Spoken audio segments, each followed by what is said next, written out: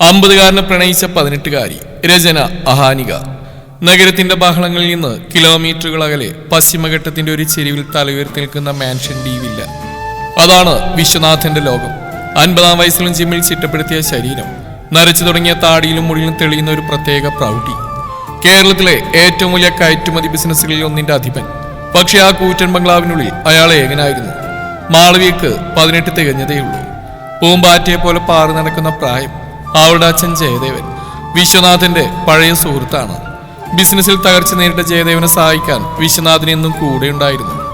മാളവികയുടെ ഉപരിപഠനത്തിന്റെ ചുമതല വിശ്വനാഥനെ ഏറ്റെടുത്ത അങ്ങനെയാണ്.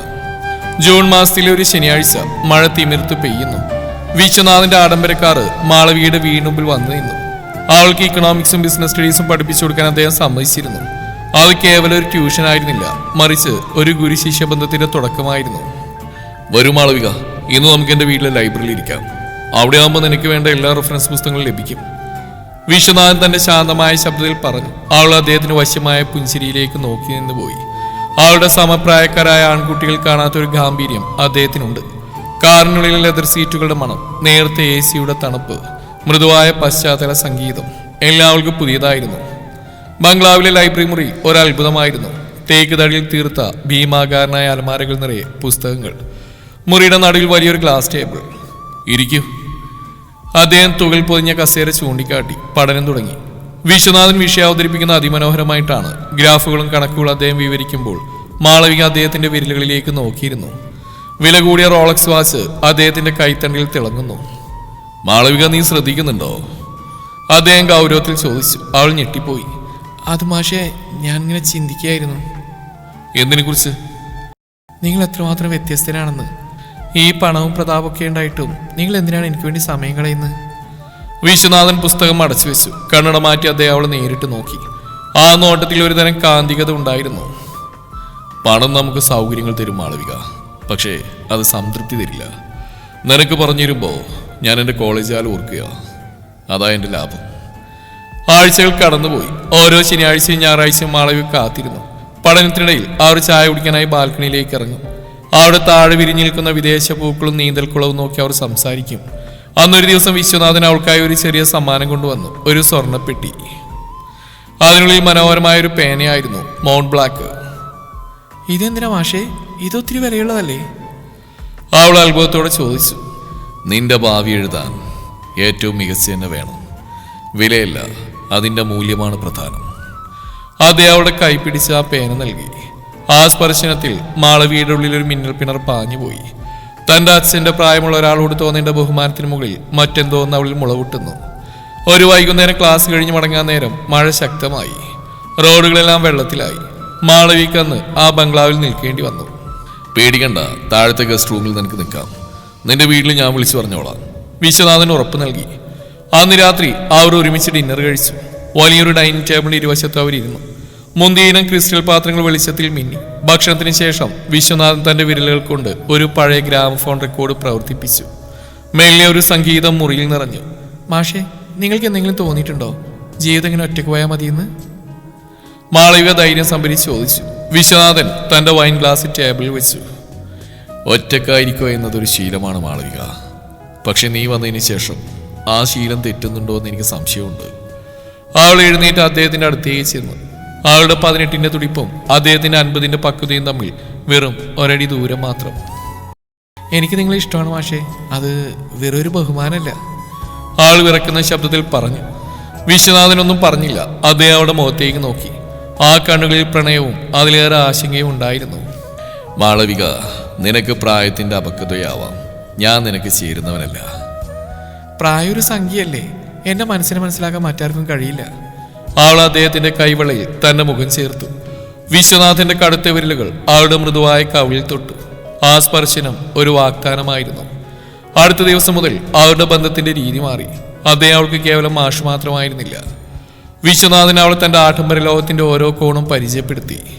അദ്ദേഹം തന്റെ പ്രൈവറ്റ് ജെറ്റിൽ അവൾ അടുത്തുള്ള നഗരത്തിലേക്ക് ഷോപ്പിങ്ങിനായി കൊണ്ടുപോയി. വില കൂടിയ ഡിസൈനർ വസ്ത്രങ്ങൾ, വിദേശ സുഗന്ധദ്രവ്യങ്ങൾ. മാളവിക ഒരു രാജകുമാരിയെ പോലെ ജീവിച്ചു. പക്ഷെ അവൾക്ക് ഏറ്റവും ഇഷ്ടപ്പെട്ടത് അദ്ദേഹത്തിന്റെ കൂടെയുള്ള യാത്രകളായിരുന്നു. ഒരു രാത്രിയിൽ കടൽക്കരയുള്ള തന്റെ ഫാം ഹൗസിൽ വെച്ച് വിശ്വനാഥൻ അവളോട് ചോദിച്ചു, നാളെ ലോകം നമ്മളെക്കുറിച്ച് അറിഞ്ഞാൽ നീ തളർന്നു പോകുമോ? മാളവിക അദ്ദേഹത്തെ കെട്ടിപ്പിടിച്ചുകൊണ്ട് പറഞ്ഞു.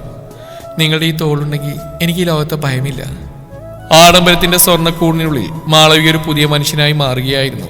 പഴയ സാധാരണക്കാരിയായ പെൺകുട്ടിയിൽ നിന്നും വിശ്വനാഥന്റെ പ്രിയപ്പെട്ടവളിലേക്കുള്ള മാറ്റം വളരെ പെട്ടെന്നായിരുന്നു. അവരുടെ ബന്ധം വെറും പാഠപുസ്തകങ്ങളിൽ ഒതുങ്ങി നിന്നില്ല. അത് ജീവിതത്തിന്റെ വലിയൊരു ക്യാൻവാസിലേക്ക് പടർന്നു. നഗരത്തിലെ ഏറ്റവും വിലപിടിപ്പുള്ള സ്കൈലൈൻ റെസ്റ്റോറന്റിൽ അവർ ഇരിക്കുകയായിരുന്നു. വിശ്വനാഥൻ ആ നഗരത്തിലെ പ്രമുഖനായതുകൊണ്ട് തന്നെ അവർക്ക് വേണ്ടി മാത്രമായി ഒരു പ്രത്യേക കോർണർ റിസർവ് ചെയ്തിരുന്നു. മാളവിക, ഈ വജ്രമോതിരം നിനക്ക് ഇഷ്ടപ്പെട്ടോ? അതേ അവളുടെ വിരലിലേക്ക് ഒരു വിലപിടിപ്പുള്ള മോതിരം അണിയിച്ചുകൊണ്ട് ചോദിച്ചു. അവൾ ആ വെളിച്ചത്തിൽ തിളങ്ങുന്ന മോതിരത്തിലേക്ക് നോക്കി. എനിക്ക് ഈ മോതിരത്തേക്കാൾ ഇഷ്ടം നിങ്ങളുടെ ഈ വിരലിൽ കോർത്തു പിടിച്ചിരിക്കുന്ന മാഷേ. എനിക്ക് പേടിയാ നമ്മൾ തമ്മിലുള്ള ഈ ലോകം ആരെങ്കിലും തകർക്കോ എന്ന്. വിശ്വനാഥൻ അവളുടെ കൈകളിൽ അമർത്തി ചുംബിച്ചു.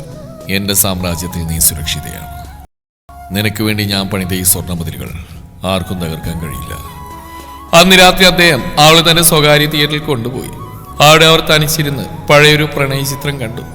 ഇരുട്ടിൽ AC-യുടെ തണുപ്പിൽ അദ്ദേഹം അവളുടെ തോളിൽ കൈ ചേർത്ത് പിടിച്ചു. ആ തോളിലെ ചൂട് അവൾക്ക് നൽകിയത് വലിയൊരു സുരക്ഷിതത്വ ബോധമായിരുന്നു. 50-ാം വയസ്സിലെ ആ പുരുഷന്റെ പക്വതയാർന്ന സ്പർശനം അവൾക്ക് നൽകിയ അനുഭൂതി വാക്കുകൾക്ക് അപ്പുറമായിരുന്നു. അടുത്ത ആഴ്ച വിശ്വനാഥൻ അവളെ തന്റെ ഗോവയുള്ള ബീച്ച് വില്ലയിലേക്ക് കൊണ്ടുപോയി. സ്വകാര്യ ജെറ്റിലെ യാത്ര അവൾക്കൊരു സ്വപ്നം പോലെ തോന്നി. മേഘങ്ങൾക്കിടയിലൂടെ വിമാനം വരുമ്പോൾ അവൾ അദ്ദേഹത്തിന്റെ മടിയിൽ തലവെച്ച് കിടന്നു. നമ്മളെങ്ങോട്ടാ പോകുന്ന മാഷേ? അവൾ കൊഞ്ചലോടെ ചോദിച്ചു. നമ്മുടെ മാത്രം ലോകത്തേക്ക്. അവിടെ നിനക്ക് നിന്റെ ഇഷ്ടം പോലെ പാടാം, ആടാം. ആരും നമ്മളെ ശ്രദ്ധിക്കില്ല. ഗോവയിലാവില്ല കടലിനോട് ചേർന്ന് നിൽക്കുന്ന ഒന്നായിരുന്നു. രാത്രിയിൽ കടൽ കാറ്റേറ്റ് അവർ പുൽത്തകിടിയിലിരുന്നു. വിശ്വനാഥൻ അന്നൊരു വിദേശ വൈൻ തുറന്നു. ചെറിയ ഗ്ലാസുകളിൽ ചുവന്ന ദ്രാവകം പകർന്നു. ജീവിതം ഇത്രയും മനോഹരമാണെന്ന് ഞാൻ അറിഞ്ഞത് ഇപ്പോഴാണ് മാളവിക. മുമ്പ് എനിക്ക് ബിസിനസ് മാത്രമായിരുന്നില്ല. നീ വന്നപ്പോ ഞാൻ എന്നെ തന്നെ തിരിച്ചു പിടിച്ചു. എനിക്കും അങ്ങനെ തന്നെയാ. എൻ്റെ സമപ്രായക്കാരായ ആൺകുട്ടികൾക്ക് പ്രണയം എന്ന വെറും വാചകങ്ങളാണ്. പക്ഷേ നിങ്ങൾ എനിക്ക് സംരക്ഷണ കരുതല.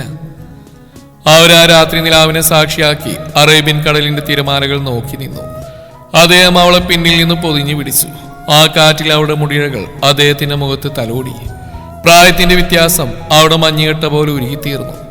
എന്നാൽ എല്ലാ പ്രണയകഥകളിലും എന്ന പോലെ പ്രതിസന്ധികൾ അവരെ തേടിയെത്തി. മാളവികയുടെ അച്ഛൻ ജയദേവന് ചില സംശയങ്ങൾ തോന്നി തുടങ്ങി.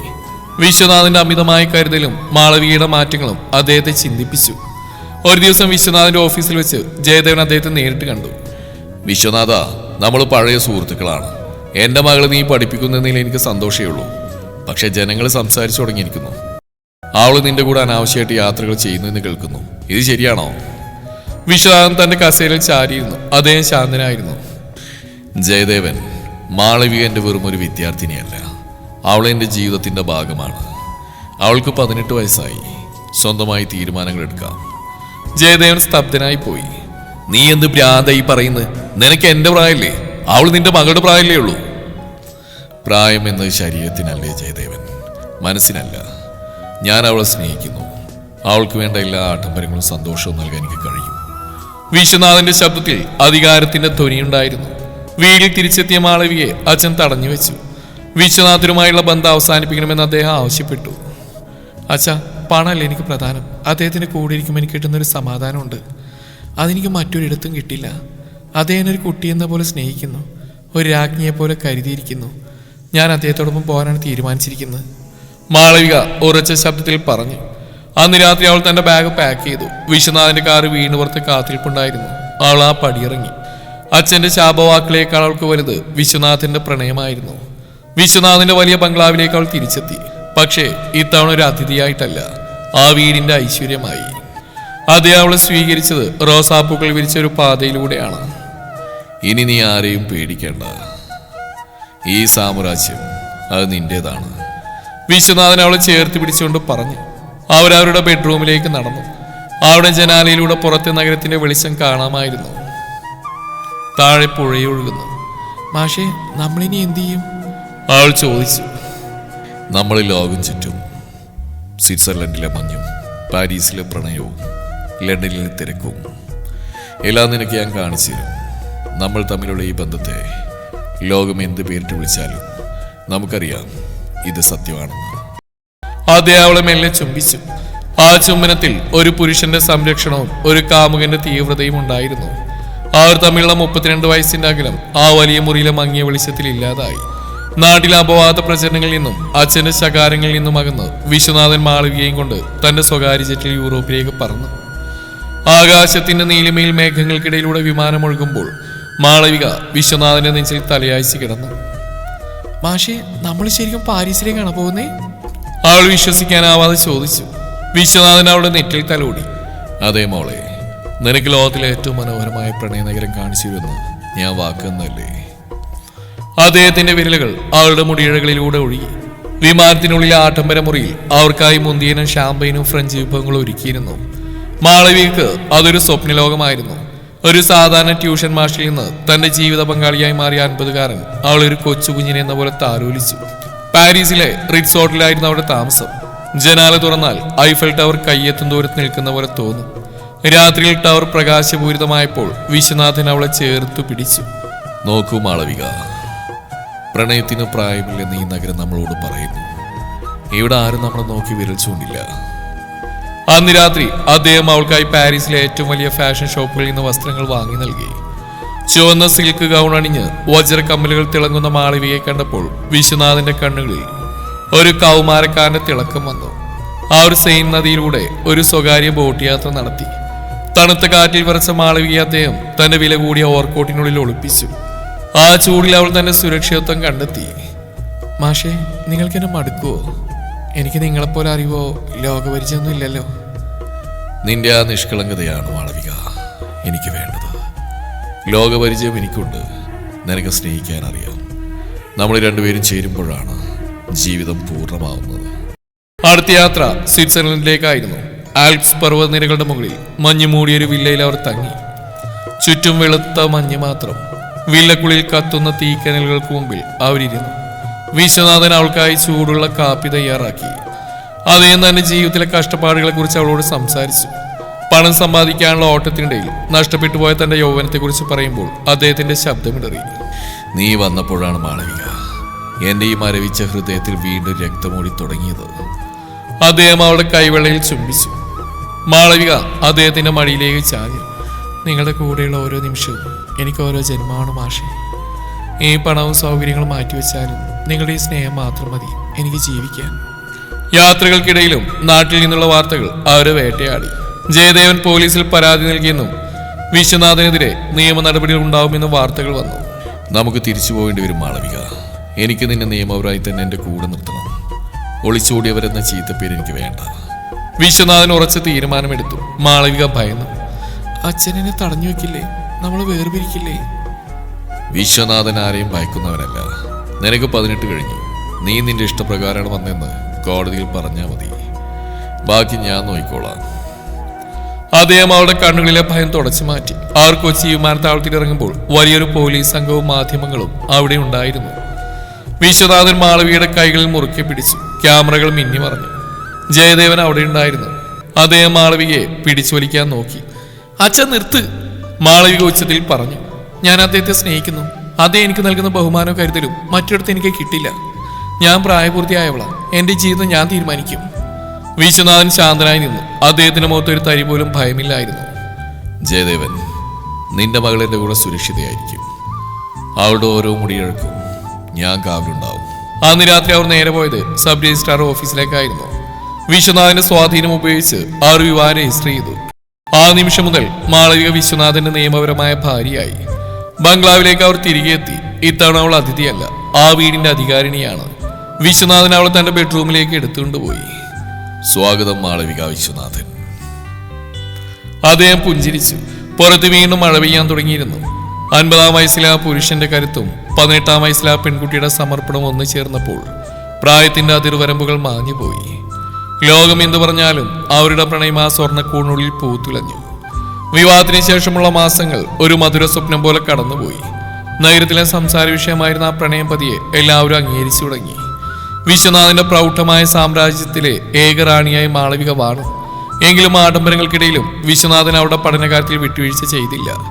വിശ്വനാഥൻ തന്റെ ബിസിനസ് മീറ്റിംഗുകൾ കഴിഞ്ഞ് എത്ര വൈകി വന്നാലും മാളവികയുടെ പാഠപുസ്തകങ്ങൾ തുറന്നു നോക്കുമായിരുന്നു. അദ്ദേഹം പഴയ ട്യൂഷൻ മാഷായി മാറുന്ന നിമിഷങ്ങൾ അവൾക്ക് ഏറെ പ്രിയപ്പെട്ടതായിരുന്നു.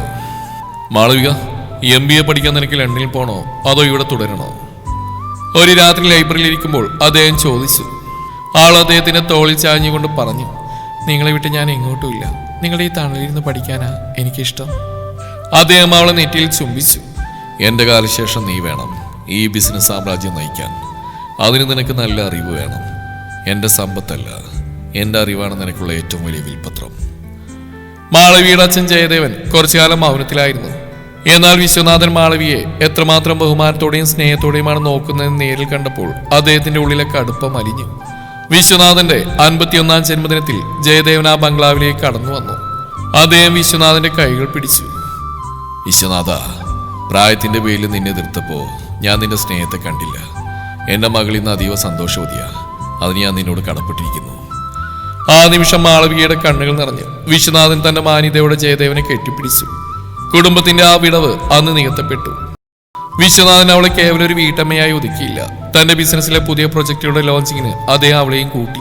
വില കൂടിയ സാരികളും വജ്രാഭരണങ്ങളും അണിഞ്ഞ് വിശ്വനാഥന്റെ കൈ പിടിച്ച് മാളവിക റെഡ് കാർപ്പറ്റിലൂടെ നടക്കുമ്പോൾ ക്യാമറ കണ്ണുകൾ അവരെ വിടാതെ പിന്തുടർന്നു. പ്രായം പ്രണയത്തെ തളർത്തില്ല, മറിച്ച് അതിനെ കൂടുതൽ ആഴമുള്ളതാക്കും എന്നവർ ലോകത്തിന് കാണിച്ചു കൊടുത്തു. ഒരു മഴയുള്ള വൈകുന്നേരം അവർ തങ്ങളുടെ പ്രിയപ്പെട്ട ബാൽക്കണിൽ ഇരിക്കുകയായിരുന്നു. വിശ്വനാഥൻ തന്റെ പ്രിയപ്പെട്ട വയലിൻ കയ്യിലെടുത്തു. അദ്ദേഹം ഒരു പഴയ പ്രണയഗാനം വായിച്ചു. മാളവിക കണ്ണുകളടച്ച് ആ സംഗീതത്തിൽ ലയിച്ചു. സംഗീതം നിർത്തിയ ശേഷം അദ്ദേഹം അവളുടെ കയ്യിൽ പിടിച്ചു. മാളവിക, എപ്പോഴെങ്കിലും ഞാൻ നിന്നെ തനിച്ചാക്കി പോയാൽ? ആൾ അദ്ദേഹത്തിന്റെ വായ കുത്തി. ഒരിക്കലും അങ്ങനെ പറയരുത്. നിങ്ങൾ പോകുന്നിടത്ത് ഞാനും ഉണ്ടാവും. മരണം പോലും നമ്മളെ വേർപിരിക്കില്ല. അദ്ദേഹം അവളെ ചേർത്ത് പിടിച്ചു. പുറത്ത് മഴ ശക്തിയായി പെയ്യുന്നുണ്ടായിരുന്നു. ആ വലിയ ബംഗ്ലാവിലെ വെളിച്ചങ്ങൾക്കിടയിൽ അവർ തങ്ങളുടെ ലോകത്തെ ഏറ്റവും സന്തുഷ്ടരായിരുന്നു. പണവും പ്രതാപവും നൽകുന്നതിനേക്കാൾ വലിയൊരു ലഹരി ആ പ്രണയത്തിലുണ്ടെന്ന് അവർ തിരിച്ചറിഞ്ഞു. വർഷങ്ങൾ കടന്നുപോയി. മാളവിക തന്റെ പഠനം പൂർത്തിയാക്കി വിശ്വനാഥന്റെ ബിസിനസ്സിൽ പങ്കാളിയായി. വിശ്വനാഥന് നരച്ച മുടികളിൽ അവൾ പ്രണയത്തിന്റെ ചുംബനങ്ങൾ നൽകി. 19ാം വയസ്സിലെ ആവേശമായിരുന്നില്ല, മറിച്ച് 32 വയസ്സിന്റെ അകലം മറന്നുള്ള രണ്ട് ആത്മാക്കളുടെ ഒന്നിക്കലായിരുന്നു അത്. സമൂഹം എപ്പോഴും പ്രായത്തെയും പണത്തെയും കുറിച്ച് സംസാരിച്ചുകൊണ്ടിരുന്നു. എന്നാൽ അവർ രണ്ടുപേരും പ്രണയത്തിന്റെ പുതിയൊരു ഭാഷ രചിക്കുകയായിരുന്നു. അവരുടെ ഹൃദയങ്ങൾക്കായിരുന്നു മുൻഗണന, കലണ്ടറിലെ അക്കങ്ങൾക്കായിരുന്നില്ല.